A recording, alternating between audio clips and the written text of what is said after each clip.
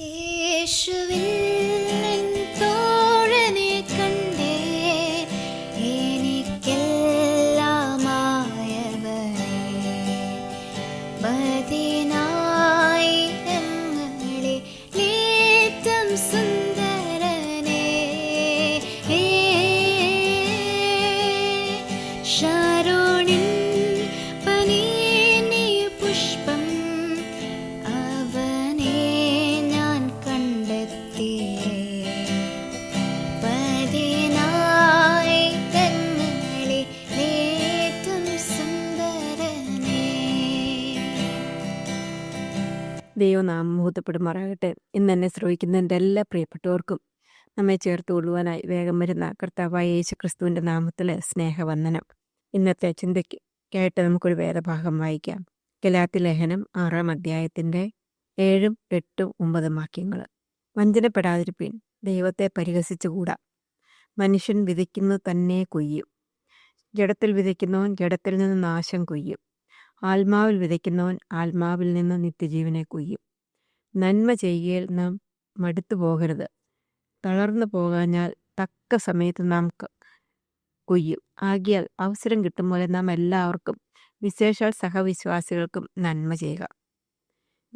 ഇവിടെ ദൈവത്തിൻ്റെ ആത്മാവ് വളരെ വ്യക്തമായിട്ട് പറയുകയാണ്, ദൈവത്തെ പരിഹസിച്ചുകൊണ്ട് കാര്യമില്ല, മനുഷ്യൻ വിതയ്ക്കുന്നത് തന്നെ കൊയ്യും. അപ്പോൾ ഈ വിധയെക്കുറിച്ച് ദൈവത്തിൻ്റെ വചനത്തിൽ ഉടനീളം കാണാനായിട്ട് സാധിക്കും. ഈ ലോകത്തിൻ്റെ വിധയെക്കുറിച്ച് ഉൽപ്പത്തി മുതൽ നമുക്ക് കാണാനായിട്ട് സാധിക്കും. അതുപോലെ തന്നെ ആത്മീയമായിട്ടുള്ള വിധയെക്കുറിച്ചും അതിൻ്റെ കുറിച്ച് നമുക്ക് വേദഭാഗത്തിൽ അനേക ഭാഗങ്ങളിൽ നമുക്ക് കാണാനായിട്ട് സാധിക്കും. നമുക്ക് മത്തായി എഴുതിയ സുവിശേഷം, കർത്താവ് ഈ ലോകത്തിലായിരുന്നപ്പോൾ പല കാര്യങ്ങളും ജനത്തെ മനസ്സിലാക്കി കൊടുത്ത ഉപമകളായിട്ടാണ് എന്ന് മനസ്സിലാക്കുവാനായിട്ട് സാധിക്കും. മത്തായി എഴുതിയ സുവിശേഷം 13-ാം അധ്യായത്തിൽ അവിടെ വിധയെക്കുറിച്ചും വിതയ്ക്കുന്നവനെക്കുറിച്ചും എങ്ങനെയൊക്കെ വിധിച്ചാൽ അത് ഏത് സ്ഥലത്ത് വീണാൽ അതിൻ്റെ ഫലം കായ്ക്കും, എങ്ങനെയൊക്കെ ഫലം കായ്ക്കും, എന്താണ് വിതയ്ക്കേണ്ടത് എന്നുള്ളതിനെക്കുറിച്ച് ഉപമകളായിട്ട് കർത്താവ് പറഞ്ഞു. അപ്പോൾ ദൈവത്തിൻ്റെ വചനത്തിൽ വളരെ പ്രധാനപ്പെട്ട ഒരു വിഷയമാണ് വിതയ്ക്കുക, കൊയ്യുക എന്നുള്ളത്. അപ്പോൾ വിതയും കൊയ്ത്തും വളരെ പ്രധാനപ്പെട്ടൊരു വിഷയമായതുകൊണ്ട് നാം എല്ലാവരും ആ വിഷയം അറിഞ്ഞിരിക്കേണ്ടതും അത്യാപേക്ഷിതമാണ്. വിതയെക്കുറിച്ചും കൊയ്ത്തിനെക്കുറിച്ചും ഒത്തിരി വേദഭാഗങ്ങൾ കർത്താവിൻ്റെ ദൈവത്തിൻ്റെ വചനത്തിലുണ്ട്. അതുകൊണ്ട് തന്നെ ഈ വിത എന്ത്, ഈ വിത ഇവിടെ കർത്താവ് പറഞ്ഞതിൻ്റെ ഉദ്ദേശം എന്ത് എന്നുള്ളത് നാം മനസ്സിലാക്കേണ്ടത് ആവശ്യമാണ്. ആ വാക്യം നമുക്ക് ഇവിടെ പറയുകയാണ്, മനുഷ്യൻ വിതയ്ക്കുന്നത് തന്നെ കൊയ്യും. ജഡത്തിൽ വിതയ്ക്കുന്നവൻ ജഡത്തിൽ നിന്ന് നാശം കൊയ്യും. ആത്മാവിൽ വിതയ്ക്കുന്നവൻ ആത്മാവിൽ നിന്ന് നിത്യജീവനെ കൊയ്യും. അപ്പോൾ വിതയ്ക്കുന്നവൻ അറിഞ്ഞിരിക്കേണ്ട വിധയെക്കുറിച്ചും കൊയ്ത്തിനെക്കുറിച്ചുമാണല്ലോ ഇവിടെ പറയുന്നത്. വിതയ്ക്കുന്നവൻ അറിയേണ്ട 4 പ്രധാനപ്പെട്ട സത്യങ്ങൾ നമുക്ക് കാണുവാനായിട്ട് സാധിക്കും. അത് ആ 4 പ്രധാനപ്പെട്ട സത്യങ്ങൾ ഈ വചനത്തിലുള്ളത് കൊണ്ട് നമുക്ക് ആ 4 പ്രധാനപ്പെട്ട സത്യങ്ങൾ വിധിയോടുള്ള ബന്ധത്തിൽ എന്താണെന്ന് ഇന്ന് നമുക്കൊന്ന് നോക്കാം. ഒന്നാമതായിട്ട്, കൊയ്യുവാൻ വേണ്ടിയാണ് നാം വിതയ്ക്കുന്നത്, അഥവാ വിതയ്ക്കുന്ന വ്യക്തി കൊയ്യണമെന്ന് ആഗ്രഹിക്കുന്നു. നമുക്ക് ഈസി ആയിട്ട് നമുക്ക് മനസ്സിലാക്കാവുന്നതേ ഉള്ളൂ. പ്രകൃതിയിലേക്കൊന്ന് നോക്കിയാൽ നമുക്കിതിൻ്റെ അർത്ഥം മനസ്സിലാക്കുവാൻ വളരെ എളുപ്പമാണ്. നമ്മൾ ഒരു നല്ല റോസയുടെ ചെടി കൊണ്ടുവന്ന് നടുന്നത് നമുക്ക് റോസാപ്പൂ കിട്ടാൻ വേണ്ടിയാണ്. കുറേ നാൾ കിട്ടി, നമ്മൾ വർഷങ്ങളോളം അതിനു വേണ്ടി കാത്തിരുന്ന് എല്ലാം ചെയ്തിട്ട് കിട്ടിയില്ലെങ്കിൽ നാം അത് വെട്ടിക്കളയും. കാരണം അതിൻ്റെ ഫലം കിട്ടുവാൻ വേണ്ടിയാണ്, കൊയ്യുവാൻ വേണ്ടിയാണ് നാം വിതയ്ക്കുന്നത്. അതുപോലെ തന്നെ നാം എല്ലാവരും പച്ചക്കറികൾ നടുന്നവരാണ്. പച്ചക്കറികൾ അപ്പോൾ നടുന്നത് നമുക്കതിൽ നിന്ന് വെണ്ടയ്ക്ക, പാവയ്ക്ക, പച്ചമുളക്, കാന്താരിമുളക് ഇതൊക്കെ കിട്ടുവാൻ വേണ്ടിയാണ് നമ്മൾ ഈ ചെടികൾ നടുന്നത്. അല്ലാതെ ചുമ്മാതെ ഷോയ്ക്ക് വേണ്ടിയല്ല നമ്മൾ പച്ചക്കറികൾ നടുന്നത്. അപ്പോൾ അതിൽ നിന്ന് വളരെ വ്യക്തം നാം എന്തിനു വേണ്ടിയാണ് ഇത് നടുന്നത്? കൊയ്യുവാൻ വേണ്ടിയാണ്. അതുപോലെ തന്നെ നാം മരങ്ങളിലേക്ക് നോക്കിയാലും ഒരു ചക്കക്കുരു നമ്മൾ കുഴിച്ചിടുന്നത് നമുക്ക് പ്ലാവുണ്ടാകണം, അതിൽ നിന്ന് ചക്കപ്പഴം കിട്ടണം എന്ന് നമ്മൾ വിചാരിച്ചുകൊണ്ടാണ് നമ്മൾ ചക്ക ചക്കക്കുരു കുഴിച്ചിടുന്നത്. അതുപോലെ തന്നെ നമ്മൾ നല്ല ഫ്ലവറിങ് പ്ലാന്റ്, അതുപോലെ തന്നെ കാണാൻ ഭംഗിയുള്ള ചെടികൾ കുഴിച്ചിടുന്നതിൻ്റെയും ഉദ്ദേശം അതുതന്നെയാണ്. അത് നമ്മുടെ വീടിനെ മനോഹരമാക്കണം എന്നുള്ളതാണ്. അപ്പോൾ ഇതിൽ നിന്ന് ഒരു സത്യം നമുക്ക് ഒരു പ്രധാനപ്പെട്ട ഒരു സത്യം നമുക്ക് മനസ്സിലാക്കുവാനായിട്ട് സാധിക്കും. കൊയ്യുവാൻ വേണ്ടിയാണ് നാം വിതയ്ക്കുന്നത്, അഥവാ വിതയ്ക്കുന്ന വ്യക്തി കൊയ്യണമെന്ന് ആഗ്രഹിക്കുന്നു. അത് ഒന്നാമത്തെ കാര്യമാണ്. രണ്ടാമത്തേതായിട്ടുള്ള കാര്യം, വിതയ്ക്കുമ്പോൾ ഏത് വിത്ത് വിതച്ചുവോ അതിൻ്റെ തന്നെ ഫലം നാം കൊയ്യും. ഇവിടെ അത് ദൈവത്തിൻ്റെ വചനത്തിൽ നിന്ന് അത് നമുക്ക് വളരെ വ്യക്തമായിട്ട് മനസ്സിലാക്കുവാനായിട്ട് സാധിക്കും. അല്ല, നമ്മൾ ഈ ലോകത്തിലേക്ക് നോക്കിയാൽ അത് തന്നെയാണ് കാണാനായിട്ട് സാധിക്കുന്നത്. മുള്ള് മുള്ള് നമ്മൾ കുഴിച്ചിട്ടാൽ മുള്ളിൽ നിന്ന് ഒരിക്കലും മുന്തിരിങ്ങ ഉണ്ടാകത്തില്ല. മുന്തിരിയുടെ ചെടി നമ്മൾ കുഴിച്ചിട്ടാൽ മുന്തിരിങ്ങ ഉണ്ടാകും. അതുപോലെ തന്നെ മറ്റുള്ള ചീത്ത ചെടികളാണ് നമ്മൾ കുഴിച്ചിടുന്നതെങ്കിൽ അതിൻ്റെ ഫലമേ ഉണ്ടാകത്തുള്ളൂ. അല്ല, നമ്മൾ ചെടി ഒരെണ്ണം നന്നായിട്ട് നല്ല വളമൊക്കെ ഇട്ട് ഒരു വിത്ത് ആവശ്യമില്ലാത്ത വിത്ത് വിധിച്ചിട്ട് അതിന് വളമൊക്കെ കൊടുത്തു അതിന് നന്നായിട്ട് ശുശ്രൂഷിച്ചതുകൊണ്ട് അതിൽ നിന്നൊരിക്കലും നമുക്ക് നല്ല ഫലം കിട്ടുവാനായിട്ട് സാധിക്കത്തില്ല. അപ്പോൾ ഏത് വിത്താണോ വിതച്ചത് അതിൻ്റെ ഫലം തന്നെയാണ് നാം കൊയ്യുന്നത് എന്ന് നമുക്ക് മനസ്സിലാക്കുവാനായിട്ട് സാധിക്കും. മത്തായി എഴുതിയ സുവിശേഷം 7-ാം അധ്യായത്തിൽ അത് ഒന്നും കൂടെ ദൈവത്തിൻ്റെ വചനം പറയുന്നുണ്ട്. അതിൻ്റെ 16-ാം വാക്യത്തിൽ നമുക്ക് വായിക്കാം. 16-ാം വാക്യത്തിൽ നമ്മൾ കാണുന്നത്, അവരുടെ ഫലങ്ങളാൽ നിങ്ങൾക്ക് അവരെ തിരിച്ചറിയാം. മുള്ളുകളിൽ നിന്ന് മുന്തിരിപ്പഴവും ഞെരിഞ്ഞിലുകളിൽ നിന്ന് അത്തിപ്പഴവും പറിക്കുമാറുണ്ടോ?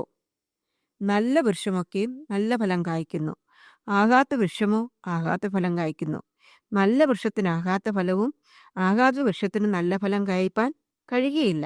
അപ്പോൾ ഇവിടെ നമുക്ക് വളരെ വ്യക്തമായിട്ട് ഈ ദൈവത്തിൻ്റെ വചനം തന്നെ പറയുകയാണ്. എന്താണ്?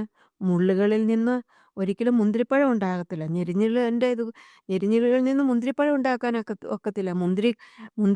മുന്തിരി കുഴിച്ചിട്ടതിന് ശേഷം അതിൽ നിന്ന് നമുക്ക് ഞെരിഞ്ഞില് അല്ലെങ്കിൽ മുള്ളോ കിട്ടുകയില്ല.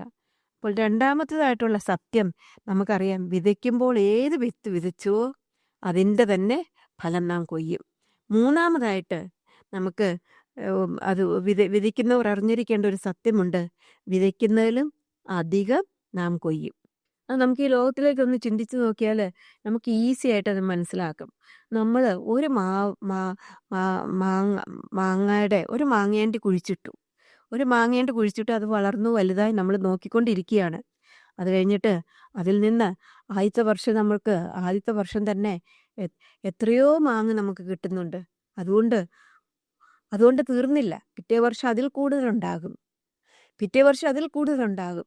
വർഷങ്ങളോളം ആ ഒരു മാവിൽ നിന്ന് അനേക ഫലങ്ങളാണ് നമുക്ക് കിട്ടാനായിട്ട് സാധിക്കുന്നത്. ഒരു മാങ്ങേണ്ടിയിൽ നിന്ന് ഒരു ചക്കക്കുരു നമ്മൾ കുഴിച്ചിട്ടാൽ അതിൽ നിന്ന് കിട്ടുന്ന പ്ലാവ്, ഒരു പ്ലാവിൽ നിന്ന് അനേക വർഷങ്ങളായിട്ട് അനേക ചക്കപ്പഴമാണ് നമുക്ക് കിട്ടുന്നത്.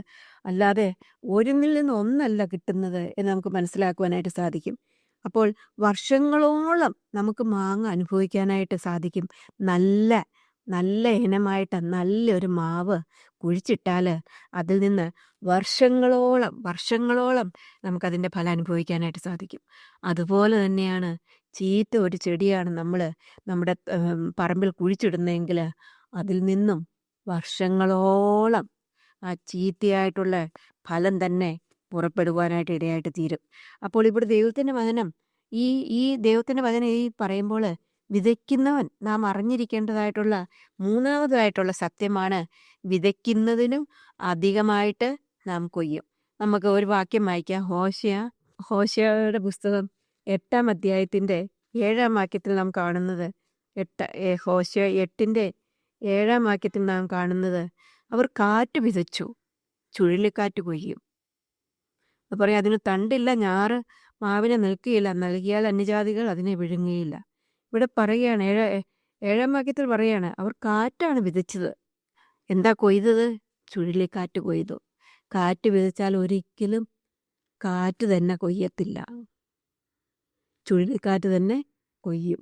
ഞെരിഞ്ഞിൽ കുഴിച്ചിട്ടാൽ ഞെരിഞ്ഞിലിൻ്റെ ഫലം ഒരു വർഷമല്ല, ഒരു ഞെരിഞ്ഞിലല്ല തിരിച്ചു കിട്ടുന്നത്, അനേക ഞെരിഞ്ഞിലുകൾ. ഒരു മുള്ളിൻ്റെ ചെടി കുഴിച്ചിട്ടാൽ വർഷങ്ങളോളം മുള്ള് കാരണം നമുക്ക് അത് ഉപദ്രവത്തിന് കാരണമായിട്ട് തരും. ഒരു മാവ് കുഴിച്ചിട്ടാൽ വർഷങ്ങളോളം നമുക്ക് മാങ്ങ അതിൽ നിന്ന് അനുഭവിക്കാനായിട്ട് സാധിക്കും. അതുകൊണ്ട് മൂന്നാമത് നാം അറിഞ്ഞിരിക്കേണ്ടതായിട്ടുള്ള വിതയ്ക്കുന്നവൻ അറിഞ്ഞിരിക്കേണ്ട കാര്യം വിധിക്കുന്നതിലും അധികം കൊയ്യുമെന്നുള്ളതാണ്. നാലാമതായിട്ട് നാം അറിഞ്ഞിരിക്കേണ്ട സത്യം വിത്ത് ഏതെന്നറിയാൻ പാടില്ലാതെ വന്നാലും നാം വിതച്ചത് കൊയ്തേ മതിയാകുകയുള്ളൂ. അത് നമുക്ക് വേണം. വിത്ത് ഏതാന്ന് നമുക്ക് അറിയത്തില്ലായിരുന്നു. അപ്പോൾ നമുക്ക് ഒരു ഫ്രണ്ട് കുറച്ച് വിത്ത് തന്നു. അപ്പോൾ അവൾ പറഞ്ഞു ഇത് വെണ്ടയ്ക്കയുടെ വിത്താന്ന് പറഞ്ഞു. വെണ്ടയ്ക്കയുടെ വിത്താന്ന് പറഞ്ഞ് നമ്മൾ ആ വെണ്ടയ്ക്കയാണല്ലോ എന്നോർത്ത് കുഴിച്ചിട്ട് നല്ലതായിട്ടൊക്കെ വന്ന് കുഴിച്ചിട്ട് കഴിഞ്ഞപ്പോഴാണ് മനസ്സിലാക്കുന്നത് ഒരു കാട്ടുചെടിയുടെ വിത്തായിരുന്നു അത്. അപ്പോൾ വിത്ത് ഏതാന്ന് നമുക്ക് അറിഞ്ഞ് ഫലം വന്നപ്പോൾ എന്തിൻ്റെ ആ കാട്ടുചെടിയുടെ ഒരു കയ്പ പോലെയുള്ള സാധനമാണ് ഫലമായിട്ട് കിട്ടിയത്. അതൊന്നിനും കൊള്ളൂലാത്തതായിട്ട് വന്നു. വിത്ത് ഏതാന്ന് നമുക്കറിയത്തില്ലായിരുന്നു. അതുകൊണ്ട് ഫലം കിട്ടുമ്പോൾ വിത്ത് ഏതാണെന്ന് അറിയത്തില്ലെങ്കിലും നാം വിതച്ച വിത്തിൻ്റെ ഫലം കിട്ടുവാനായിട്ട് സാധിക്കത്തുള്ളൂ. അത് വളരെ പ്രധാനപ്പെട്ട കാര്യമാണ്. നാം അറിയാതെ വിത്ത് വിതച്ചാൽ അറിയാതെ ചെയ്ത പ്രവൃത്തികൾക്കും നമ്മൾക്ക് ആ പ്രവൃത്തികൾക്ക് അനുസരിച്ചാണ് നമുക്ക് കിട്ടുകയുള്ളൂ എന്നുള്ളത് നമുക്ക് മനസ്സിലാക്കുവാനായിട്ട് സാധിക്കും. അപ്പോൾ അറിയാതെ നമ്മൾ വിത്ത് വിതച്ചാലും അതിൻ്റെ ഫലം നാം കൊയ്തേ സാധിക്കുകയുള്ളൂ. അതിൻ്റെ മത്തായി സുവിശേഷം 13-ാം അധ്യായത്തിൽ അതിനൊരു ദൃഷ്ടാന്തം കർത്താവ് ഈ ലോകത്തിലായിരുന്നപ്പോൾ തിരുവായ്മൊഴി കൊണ്ട് സംസാരിച്ചതായിട്ട് നമുക്ക് കാണുവാനായിട്ട് സാധിക്കും. അതിൽ മത്തായി 13-24 മുതലുള്ള വാക്യത്തിൽ പറയാണ്, അവൻ മറ്റൊരു ഉപമ അവർക്ക് പറഞ്ഞു കൊടുത്തു. സ്വർഗരാജ്യം ഒരു മനുഷ്യൻ തൻ്റെ നിലത്ത് നല്ല വിത്ത് വിതച്ചതിനോട് സദൃശ്യമാകുന്നു. മനുഷ്യൻ ഉറങ്ങുമ്പോൾ അവൻ്റെ ശത്രു വന്നു കോതമ്പിൻ്റെ ഇടയിൽ കള വിതച്ച് പോയി കളഞ്ഞു. ഞാറ് വളർന്നപ്പോൾ കതിരായപ്പോൾ കളയും കാണായി വന്നു. അപ്പോൾ വീട്ടുടയവൻ്റെ ദാസന്മാർ അവൻ്റെ അടുക്കൽ ചെന്നു, യജമാനെ, വയലിൽ നല്ല വിത്തല്ലയോ വിതച്ചത്, പിന്നെ കള എവിടെ നിന്ന് വന്നു എന്ന് ചോദിച്ചു. അപ്പോൾ ഇവിടുത്തെ എക്സാമ്പിളിൽ പറയുകയാണ്, യജമാനൻ ഒരു നല്ല വിത്താണ് വിതച്ചത്, എന്നാൽ ദുഷ്ടൻ അതിൻ്റെ ഇടയ്ക്ക് കൊണ്ടുവന്നു കള വിതച്ചു. നല്ല വിത്തിൻ്റെ ഇടയ്ക്കാണ് കള വിതച്ചതെങ്കിൽ, നല്ല വിത്തിനും കൂടെയാണ് കള വിതച്ചതെങ്കിലും എന്ത് പറ്റും? കളയെ വിതച്ചതും അതിൻ്റെ കൂടെ കൊയ്യും, വിത്ത് വിതച്ചതും അതിൻ്റെ കൂടെ കൊയ്യും. ഇവിടുത്തെ യജമാനൻ വളരെ ഒരു ഇതായിട്ട് പറയുന്നുണ്ട്. അതുകൊണ്ട് അപ്പോൾ വളരെ പറയുന്നുണ്ട്, അതിൻ്റെ ഈ ശത്രു ചെയ്തതാവുന്നെന്ന് അവൻ അവരോട് പറഞ്ഞു. ഞങ്ങൾ പോയി അത് പറിച്ചു കൂട്ടുവാൻ സമ്മതമുണ്ടോ ദാസന്മാർ അവനോട് ചോദിച്ചു. അതിനവൻ ഇല്ല, പക്ഷേ കള പറിക്കുമ്പോൾ കോതമ്പും കൂടെ പിഴുതു പോകും, രണ്ടും കൂടെ കൊയ്ത്തോളം വളരട്ടെ. കൊയ്ത്ത് കാലത്ത് ഞാൻ കൊയ്യുന്നവരോട് മുമ്പേ കള പറിച്ചു കൂട്ടി ചുട്ടുകളയേണ്ടതിനെ കൊടുക്കുകയും ചുട്ടുകളയേണ്ടതിനെ കെട്ടുകളായി കെട്ടുവാനും ഗോതമ്പ് എൻ്റെ കളപ്പുരയിൽ കൂട്ടിവെപ്പാനും കൽപ്പിക്കുമെന്ന് പറയും. അപ്പോൾ ഇവിടെ ഒരു കാര്യം നമുക്ക് വളരെ വ്യക്തമായിട്ട് മനസ്സിലാക്കാം. വിത്ത് ഏതെന്ന് ഇവിടെ ദുഷ്ടനാണ് വിത്ത് വിതയ്ക്കാനായിട്ട് വന്നത്. എന്നിട്ടും ആ കള നല്ല വിത്തിൻ്റെ കൂടെയാണ് വിതച്ചത്. എന്നാലും കളയുടെ ഫലം ഉണ്ടായി, നല്ല വിത്തിൻ്റെയും ഫലം ഉണ്ടായെന്ന് മനസ്സിലാക്കുവാനായിട്ട് സാധിക്കും.